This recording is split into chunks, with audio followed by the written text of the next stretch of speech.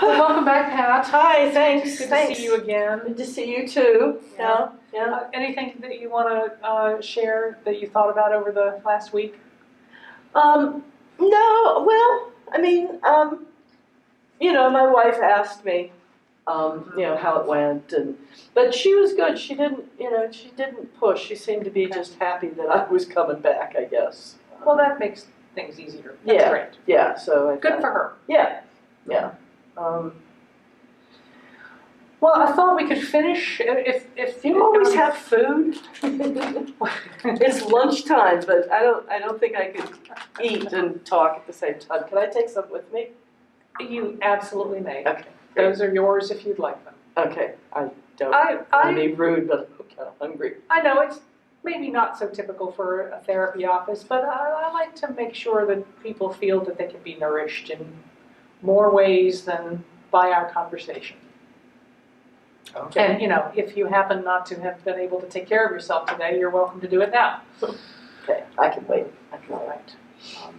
Well, let's jump right into where we were last time, which is we have not actually finished fleshing out our drug setting for you. Let's do that first, and then we'll talk about where we can go from there. So you may have to help me remember who I am? Well, I'm 40. That's a good start. Yes, you are 40. You are male. Correct me if I'm wrong. Okay. And you are, I should say you're cisgender male. And you are a father.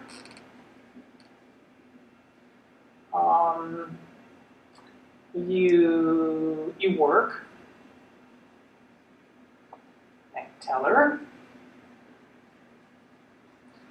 And something that seemed important is that you want to move up. Mm-hmm. Right? Mm-hmm. So what your motivations are and what you want is an important part of who you are here. Want to move up. So I would say, that's something that you'd like to change in your life. Mm-hmm. Right?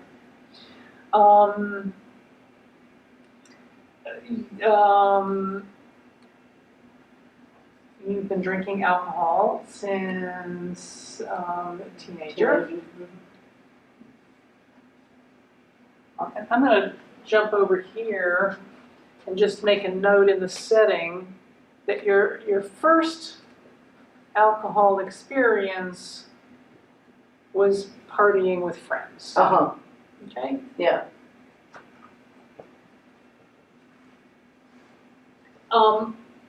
I didn't ask you this, but was this something that continued? I mean, have you had a period of time drinking out, partying, and so forth? Mm-hmm. Okay. Yeah. Mm-hmm. Yeah, So that's the way the way it always was, before we had kids. Okay, so this was typical. Yeah. Mm-hmm. Before family. Mm-hmm. All right. So then this is something that you've lost in your life. This kind of relationship with alcohol. Yeah. Just to note. Except on vacation. Oh, okay. Oh, all right. So. Because we go on vacation usually with a group of people. Okay, so that's currently really party time. On vacation. Mm-hmm. Good to know. Very important to know that there are different contexts. This is the context. There are different contexts for and we can come back as we get to know each other better. We can come back and talk more about that context and differences in how you feel and but your first experience, let's see, so alcohol as a teenager, and I can't remember if you I think what's important here is that you felt loose, funny, Mm-hmm. It was Talk to girls. easier to talk to girls. Easy. Talk to girls. When you're not drinking, how do you feel? What's your mood? Are you reasonably content, satisfied, happy? Well, Do you feel a little down? Well, I mean, I don't know that it has anything to do with alcohol. I mean, the weekdays I'm working, and so I'm preoccupied, but, sometimes I'm bored. I don't know. I mean, I start drinking a little earlier on the weekends. Okay. So I don't know how. What's your feeling before you start drinking? I mean, I understand when you finish work, you're looking for some relief. So that would be, yeah, relief. Weekdays. Yeah, and that it punctuates. It's like a bell goes off. Woohoo! I'm not at work. Relief. I don't know how to spell that. Relief. Change. Change of scene. At work, it's important, I think, to note that you're a little bored. So you may end the day at work not feeling particularly satisfied. Yeah. So needing to stop that and change that. There's something here that you want to change. Yeah. Yeah. Change of scene, change of feeling, maybe even change of feeling, certainly about your job, change of feeling about yourself.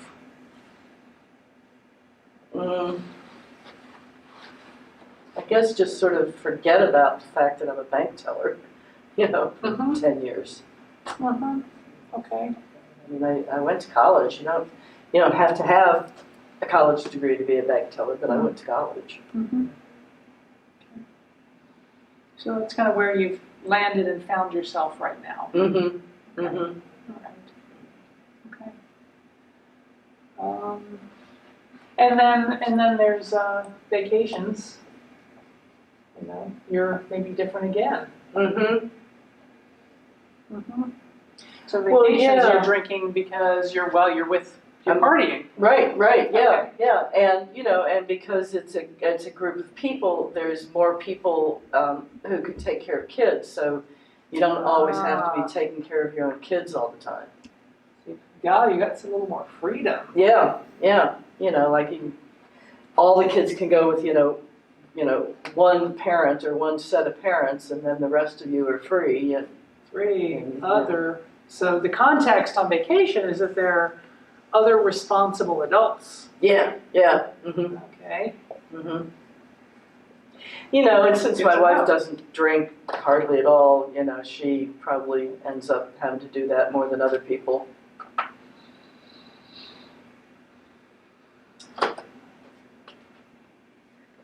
Especially, she sometimes says it didn't feel like it was a vacation for her. Especially your wife. Good to know. Well, thank you for helping to flesh the rest of this out. Do you want to take a moment to reflect on any of it? I forgot to tell you. What? Well, I was just looking up there. I looked at my bottles of beer, and they're 16 ounces. Oh, not 12 ounces. Okay. I don't know that makes any difference, but. Well, sure. I mean, we'll get there. Just so you know, now, the difficulty here, especially nowadays, is that beer is many, many different strengths in terms of the percentage of alcohol.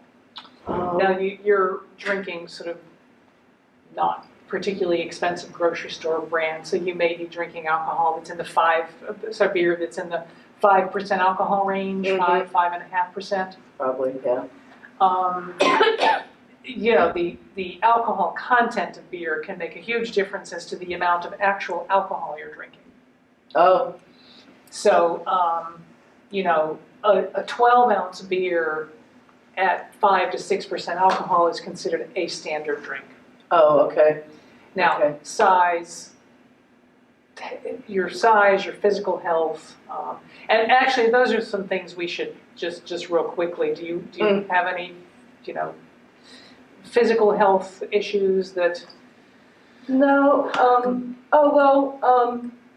Yeah, I've got hypertension, and I take some medicine for that, and that is fine then. Oh, okay. I mean, it works, Hypertension. Mm-hmm. It works. Okay. That's good to know. There can certainly be physical ailments, and hypertension is one of them, where there are diet implications. And so sometimes that is a consideration in terms of how you might be thinking about change. What might be important to change. So.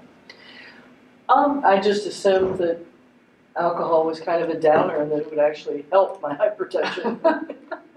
Well, I think maybe that's not always the case. Oh, shoot. Well, okay. So here's how I do this, just to keep it real simple.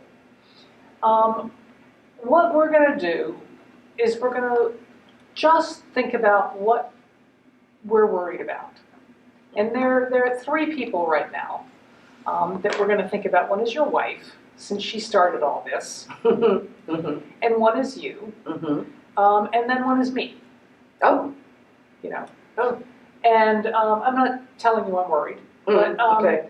You can change anything. And as I said last time, you can also change nothing. What's important is to know what we're worried about. Because changing the amount of alcohol that you drink may not be the thing that's most important. We practice something called substance use management. And substance use management is about managing your relationship with your drug or drugs. It's not necessarily about quitting. Oh, good. Good, because I don't think I want to quit. All right. I haven't. I've picked up on that. Okay. One can quit, but it's not necessary unless it's necessary for some reason. So, one reason to really break this all out is that you can change things that relate to your drug without necessarily changing the drug itself. Wow, that's kind of hard to imagine, but okay. Well, let's take it on a step-by-step basis. Okay. Let's start with your wife. That's probably easiest. Okay. And I'm going to take a pen. And I'm just going to circle all the things that she's worried about, or that she's not happy about. Okay. This is what she's not happy about. Okay. So you just take a look around here and just tell me everything she's not happy about. Well, she's not happy that I fall asleep on the couch. All right.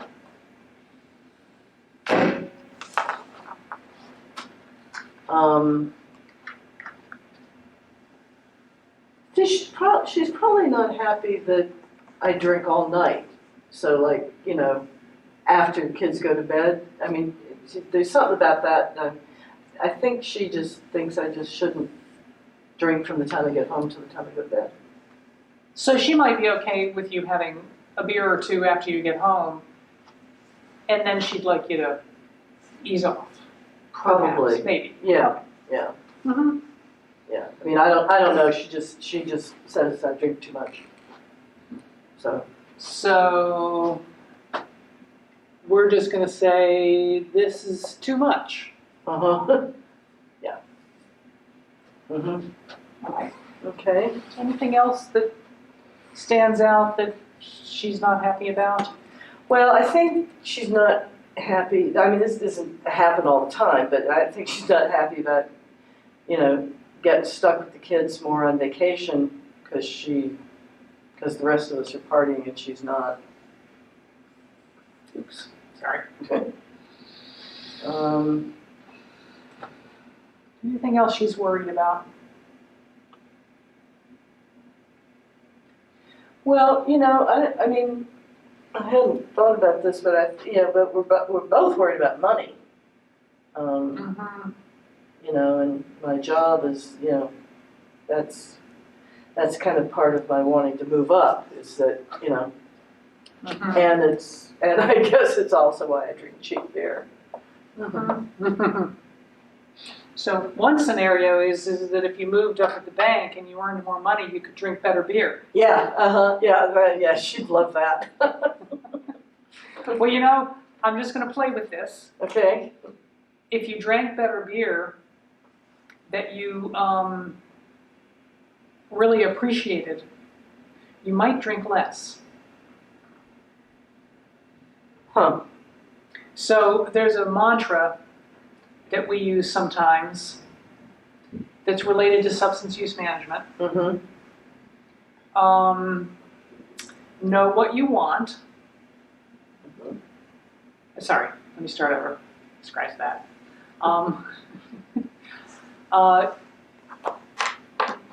Know what it is. In other words, know what you're using. Know how it works. So, for example, you would know how much alcohol is in your 16-ounce bottles. Is it 5% or is it 8%? So know how it works. Know what you want. And know your limits.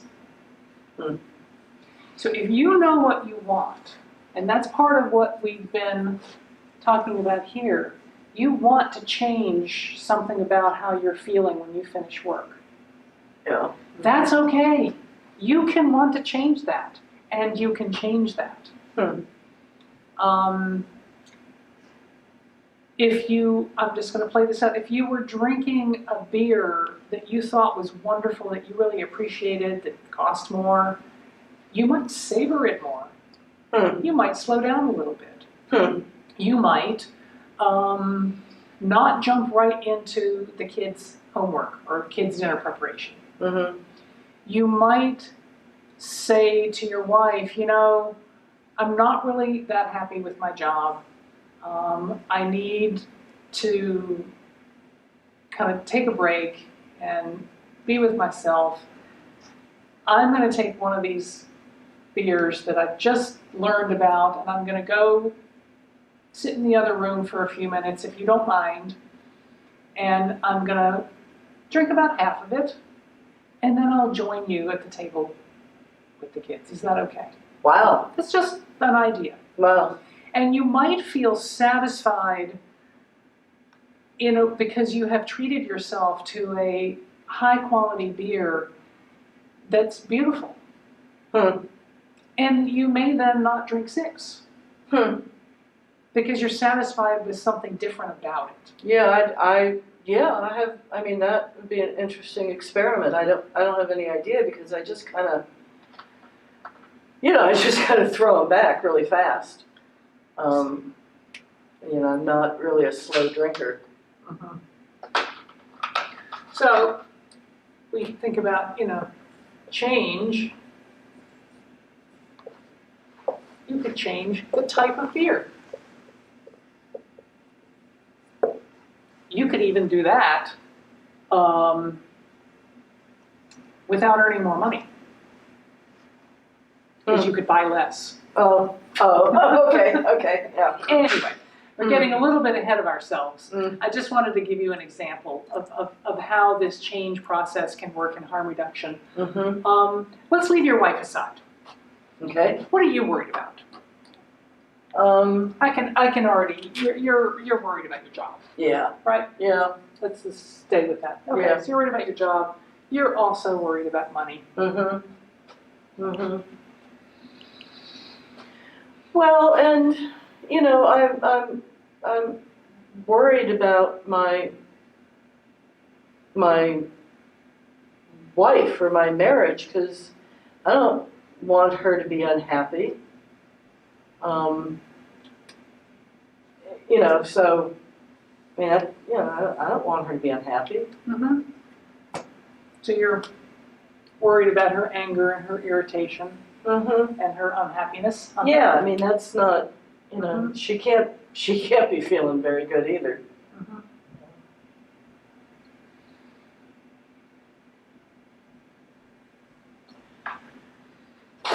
Well, I think it would be really, I think it'd be really interesting to change the type of beer. Although, again, I'm sort of thinking, I might need to actually like talk to my wife, or could you talk to my wife even? Because I think this isn't anything. I don't think this is anything that she has in mind. Mhm. Mhm. And I mean, you've got me really kind of curious about, what I might be able to do and play around with even. I mean, it could even be fun. Yes, good. Yeah, and I just, I don't think she'd get that. So. Most families who are on the other side of somebody who is consuming too much drugs, it's hard to get that. It's hard to get that one could change smaller things or change things without more dramatic change. It's hard to imagine. I'm glad you mentioned something about me talking to her. I realized that the last time we met, I was very quick to say, no, your wife shouldn't know what we're doing here. That was a little hasty, and it might be worth talking more about what she needs and how I could help. So you're indicating that it might help both of you if I talked with her, or if she came in together with you and I explained some of this process. Well, what do you think? I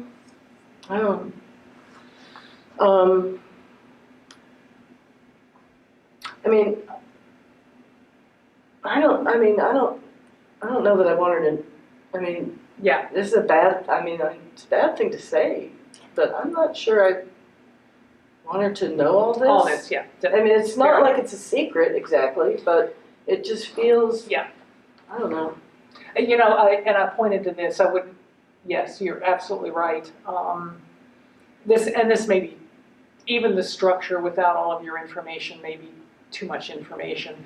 I think more explaining to her the harm reduction process, and that harm can be reduced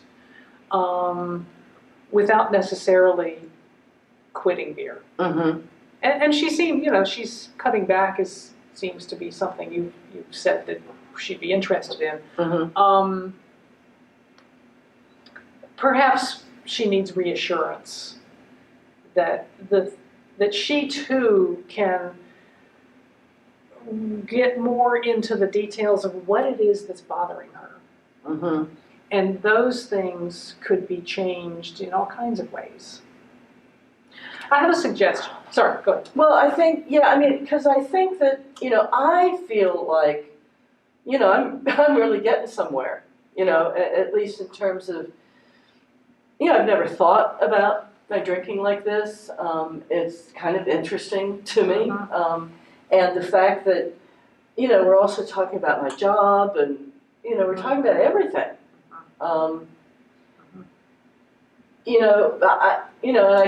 I guess, I'm afraid that she's going to think that I'm just avoiding talking about alcohol, and maybe if you explain to her that this all goes together or something, I don't know. Could you imagine telling her that what we do here is a somewhat slowed down assessment so that we can make sure, and and this is why this is ultimately why we do a slowed down assessment, that we want to make sure that we set goals that are realistic and achievable and sustainable.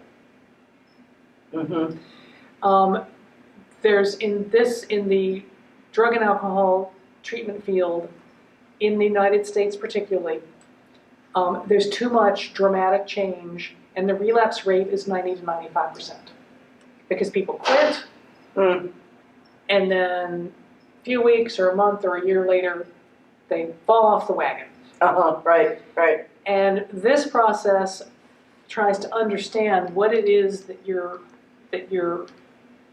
gaining and what it is that you might lose and what might be realistic and sustainable and satisfy the other people in your life.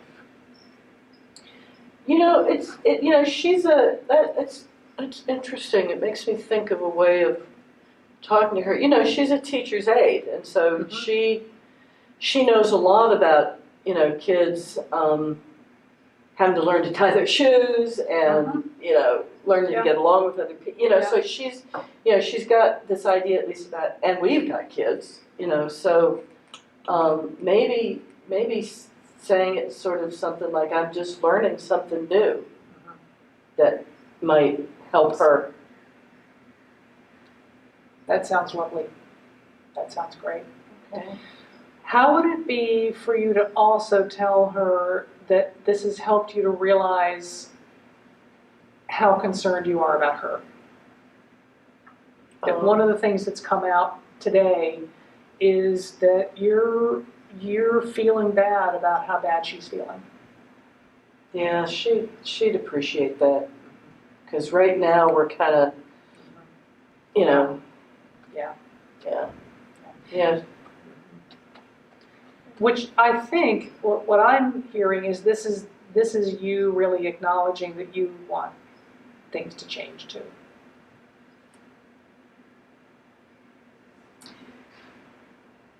Well, yeah, I just don't really want my drinking to change.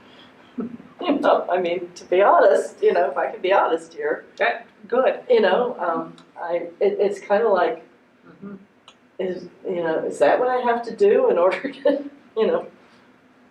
have a good marriage? Maybe, As I said, there are things that can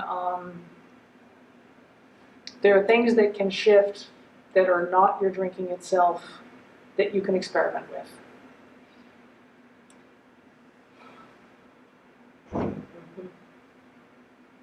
Well, maybe the type of beer is something to, and maybe that. Well, maybe that, because I'm not sure. Like right now, by the time I get home, she's kind of up to here with 3 kids. So I think asking for me to go, chill is not. She's not going to like that. You make an excellent point. Yeah, she's not going to like that. I mean, maybe I could get, a better kind of beer and we could share it. I mean, she does drink occasionally. I mean, maybe once. After the bath. Yeah. After the kids are in bed, sure.